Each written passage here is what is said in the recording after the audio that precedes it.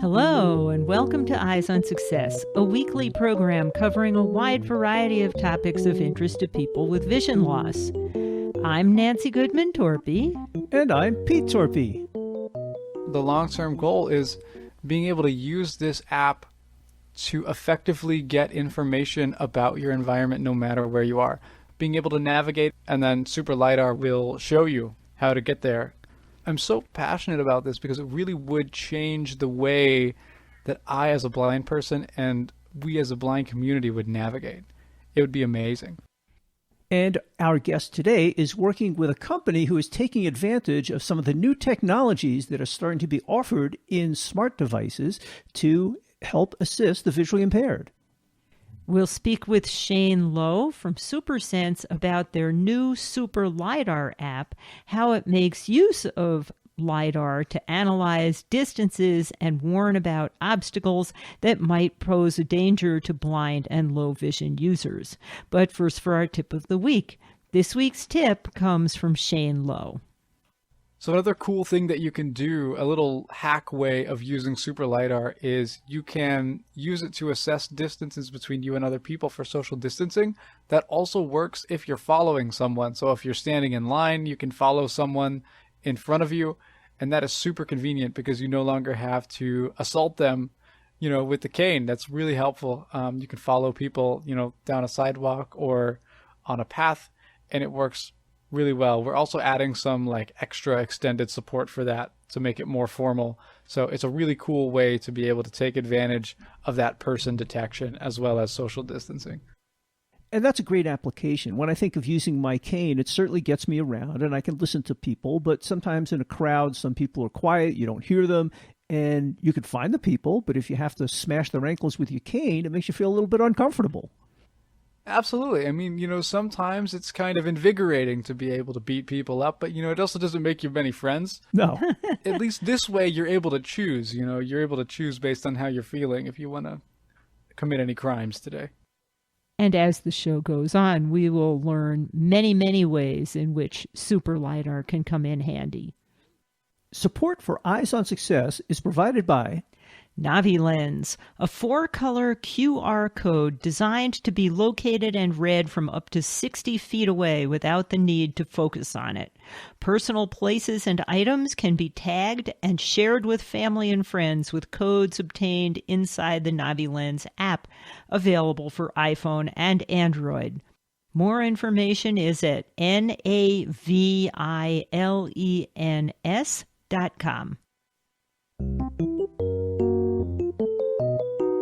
You are listening to Eyes on Success. Success, success, success, success, success. Let's start by meeting Shane and getting a brief overview of Supersense, the app we talked with him about the last time he was on the show in January. Shane, you've been with us before on Eyes on Success, but to remind our listeners who may not have heard you, maybe you can introduce yourself once again. Thank you so much, guys, for having me on a second time. I guess you didn't learn your lesson. I appreciate it. I am Shane Lowe. I'm Community Operations Manager at Mediate. I have a life outside of work in my dreams. When I'm dreaming, I do a lot of percussion stuff. I'm a percussionist. I'm an amateur audio engineer for live music, which is a ton of fun. I love reading. I run a streaming platform on the side. So I have my hands on a lot of pies. I never get bored.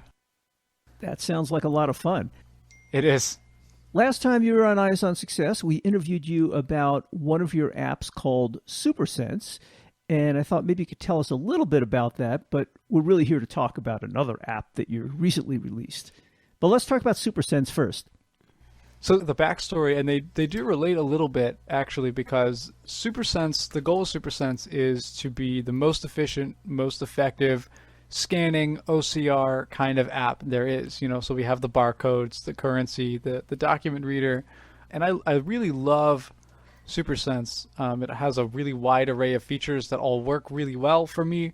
They're very effective, and of course, the main thing about this company that I work for, that I love so much, just as a consumer, as a person with kind of a business mindset, is that they really focus on the people. They really focus on the customer and what the needs of the customer are.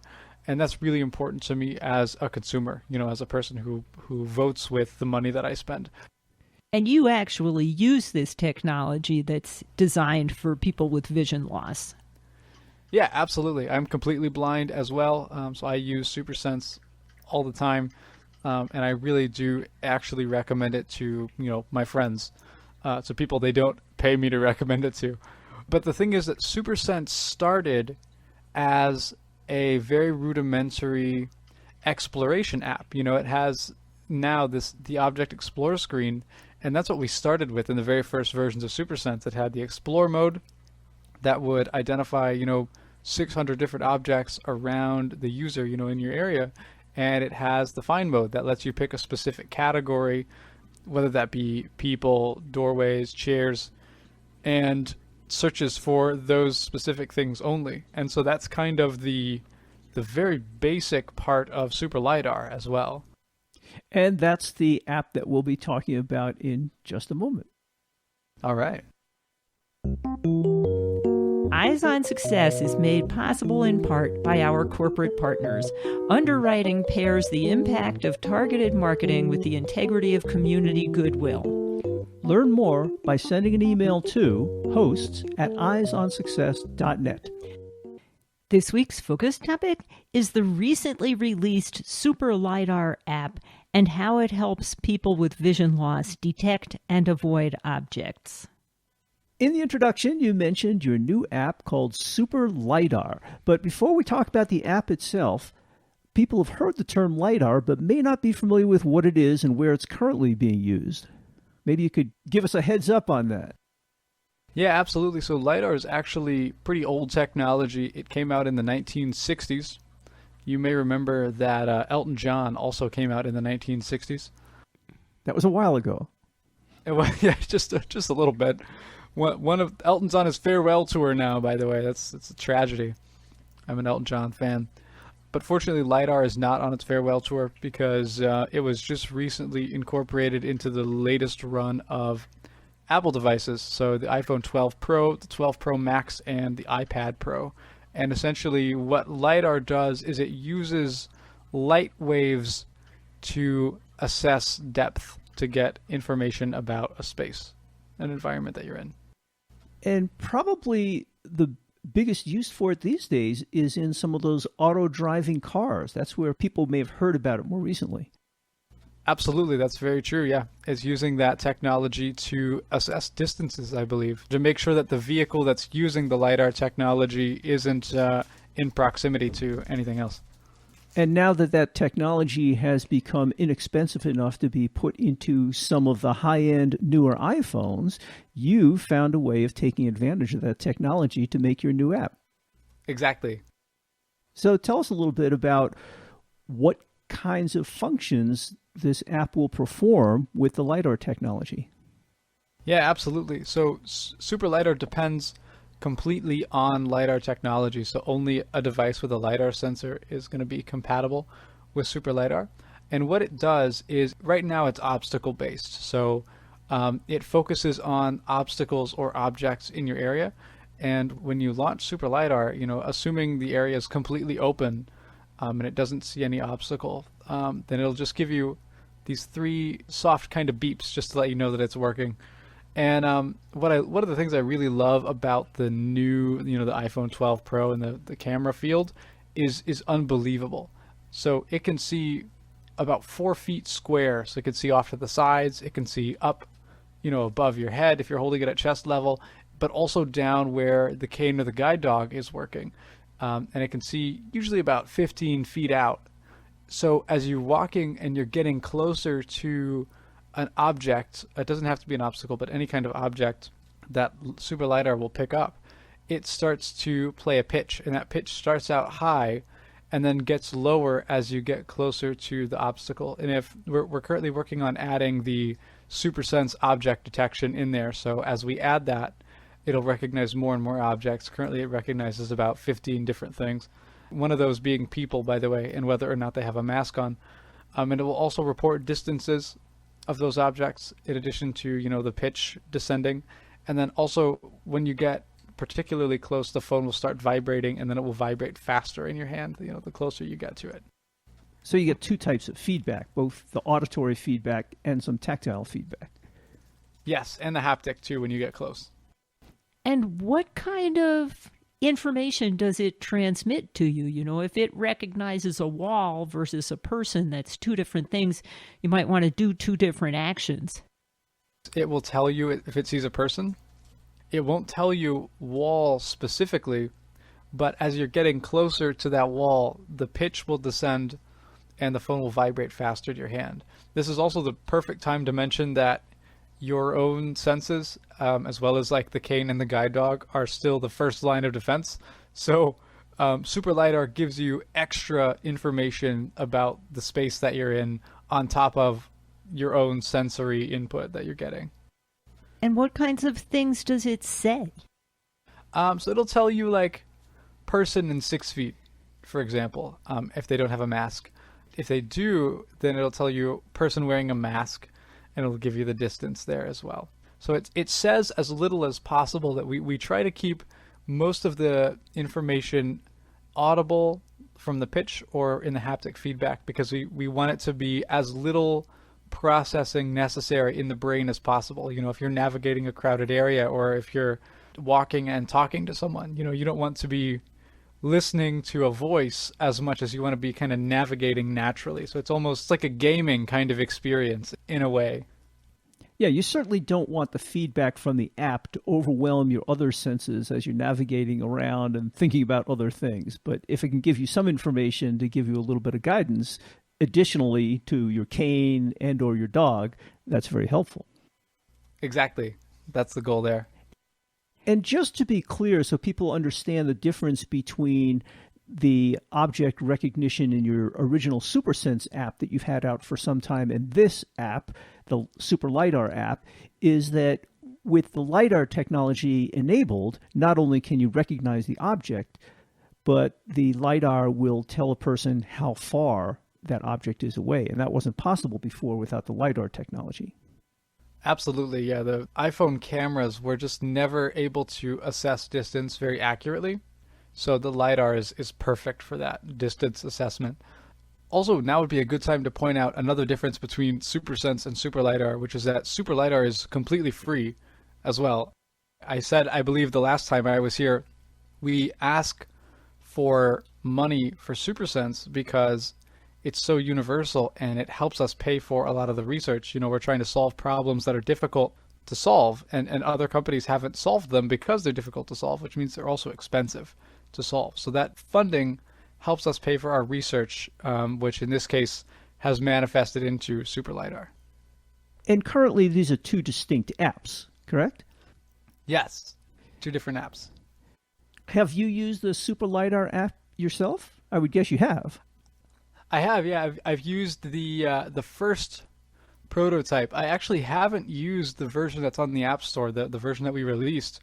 Fun fact, because I don't have an iPhone 12 Pro, I don't have any LiDAR compatible device, but I have used the app when we were testing it before we released it. And in what kind of application were you able to test it? Yeah, so I used it walking through an office building. So I was going down corridors, I was going through doorways, up and down staircases, just traveling around, getting a sense of how it works. And what was really cool about it was it really did work kind of the way that I describe it. So it augments the senses that I'm using when I travel. So I am a cane user and I use echolocation. So when I'm navigating with Super Lidar, it gives me the feedback about what I'm detecting with echolocation, for example. So I can hear that a wall is coming up in front of me, and it's also giving me concurrent feedback indicating how close it is. On the other hand, there was a table at about my waist level. And if you're familiar with echolocation, you're not going to be able to echolocate something at waist level very well unless your head is angled a certain way, and mine happened to not be. And Super Lidar picked up that that I was coming toward an object, and I searched for it with the cane and found that table. And it was at the perfect height that if I wasn't looking for it, my cane would have slid right under it or right past it, and it would have just clipped my side.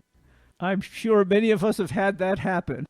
Exactly. Yeah, it wouldn't have been fun. I would have been okay, but it saved me in that particular case from having a slight bruise there, because I walk pretty quickly. I usually have a purpose when I'm going somewhere, when I'm upright, as it were.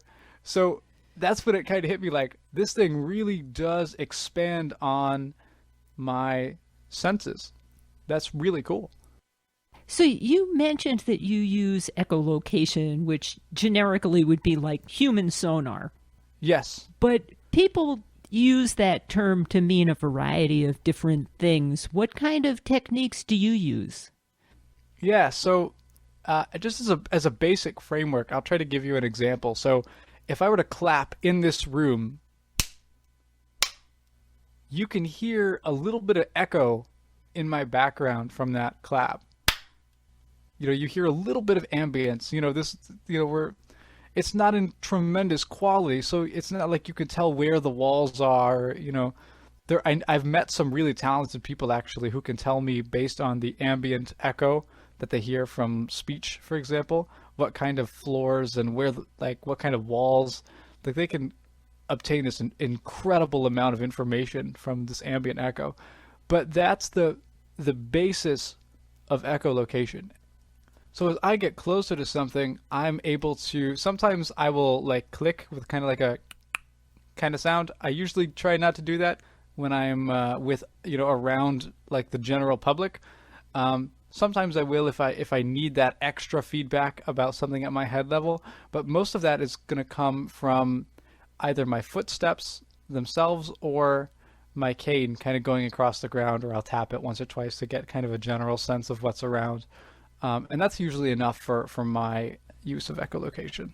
Well, and as you pointed out, some people are very good at echolocation. They've probably trained to get very precise with it. But for most of us, it more or less gives just a general sense of some distant object or some object coming closer.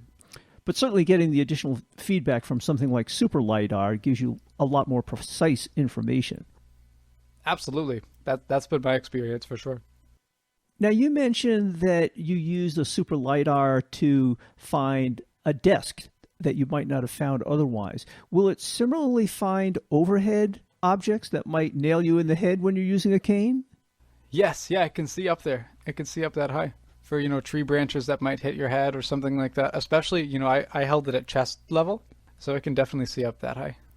And you said you held it at chest level. Were you actually holding it in one hand as you were caning with the other, or did you have it on some kind of lanyard? Yes, I was holding it. We're looking into a good way to mount the phone, or put it in a pouch and on a lanyard or something like that. Still looking into the perfect one that we can recommend, because a lot of people have mentioned wanting to do that, and it's it's a really good idea because you're not going to be able to use your cane, carry groceries, and use Super Lidar very effectively. Right. Well, and often I like to have a free hand to tell that I'm near a wall or near a table, for example, and it's helpful.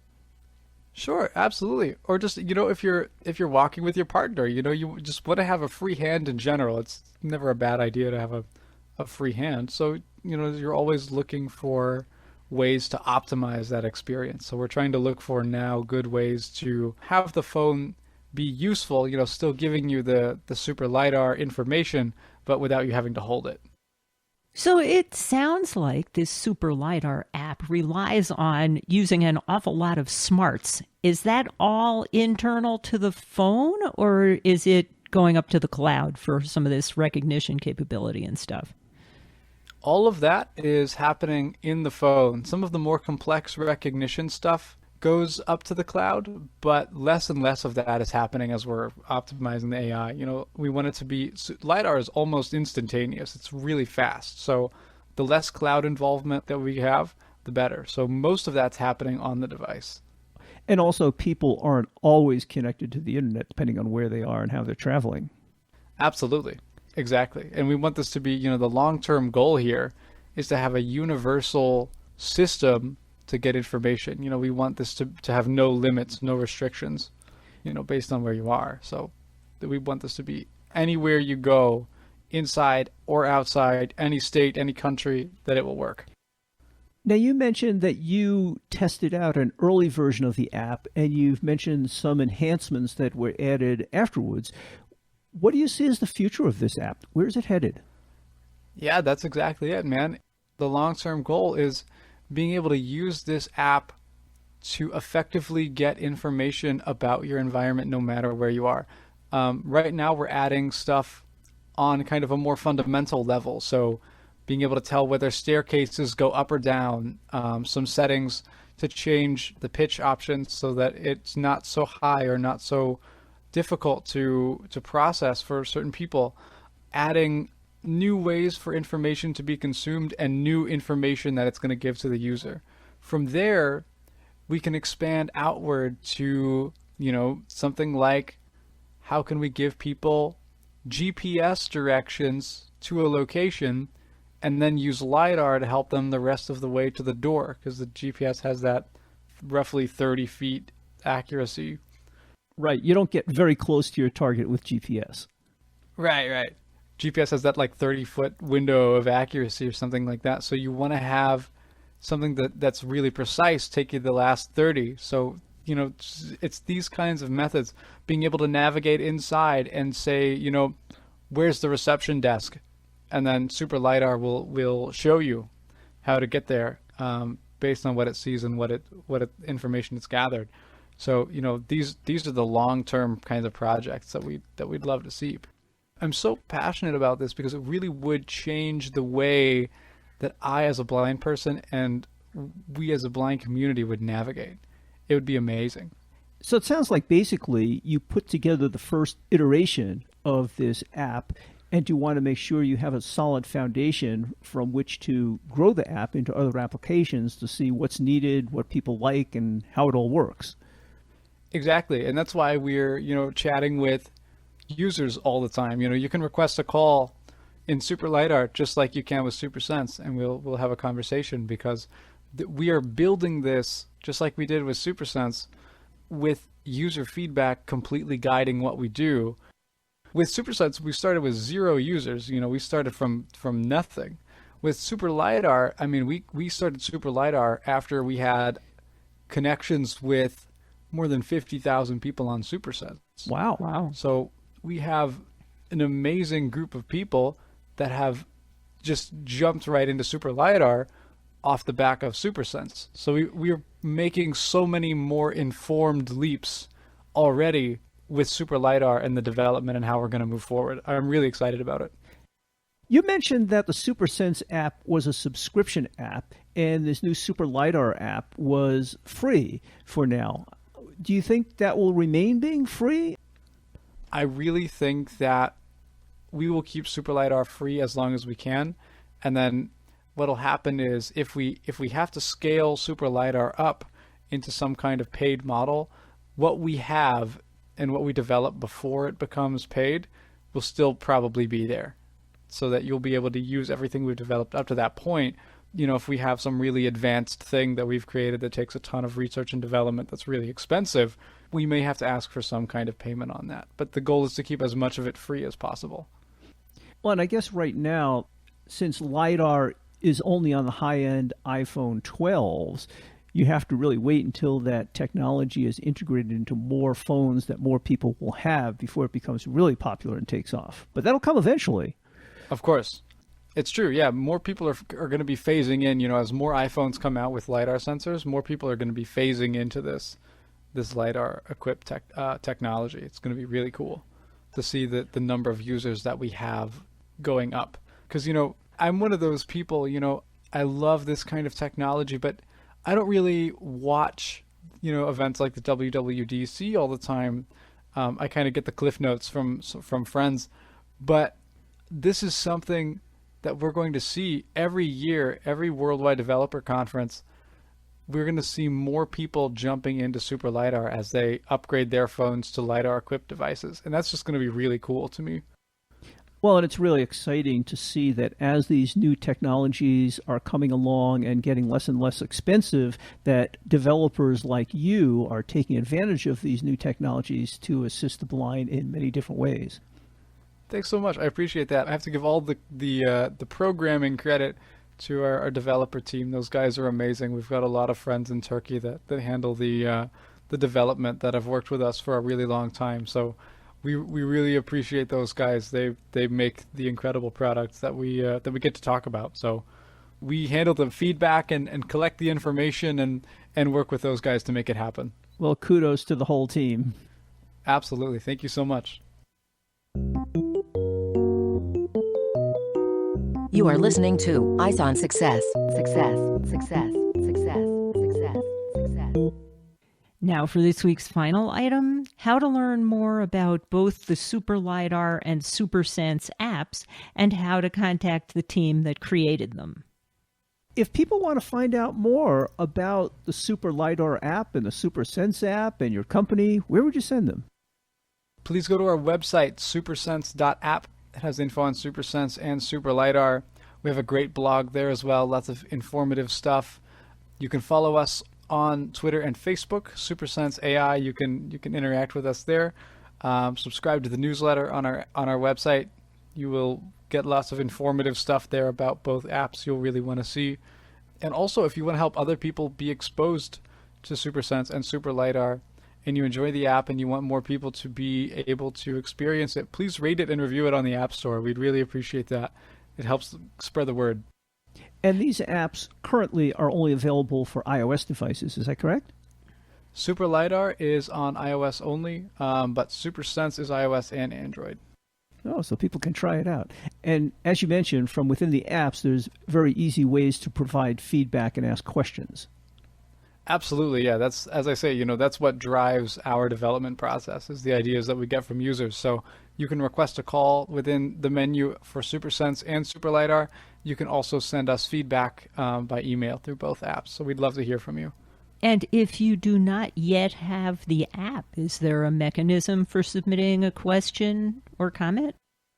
Yeah, absolutely. You can send us an email, info@mediate.tech. You can do that from the website. You can contact us from there as well. Can you spell that? Yep, it's info@mediate.tech. And of course, you can find all of that information in the show notes associated with this episode at our website, www.eyesonsuccess.net. And remember, we now have a YouTube channel, so check it out and please subscribe. If we get just a few more subscribers, we can actually get Eyes on Success in the URL. That's it for show number 2116. Next week on Eyes on Success, we'll be talking with John Robert Wiltgen. The first we ever heard of him was when we received a mail note titled, "Who wants to hire a blind interior designer?" Well, the answer turned out to be a lot of people. John Wiltgen had a very long and successful career, and we will talk with him about how he worked around his visual impairment and about some of the other challenges he needed to overcome. We hope you'll join us next week for that episode. You've been listening to Eyes on Success, hosted and produced by Nancy Goodman Torpey and Peter Torpey, and distributed by WXXI Reach Out Radio. You can access the full archive of previous shows, subscribe to the podcast, and much more by going to our website, www.eyesonsuccess.net. If you have questions about anything you've heard on the show or have suggestions for future shows, send an email to hosts@eyesonsuccess.net. Thank you for listening and have a nice day.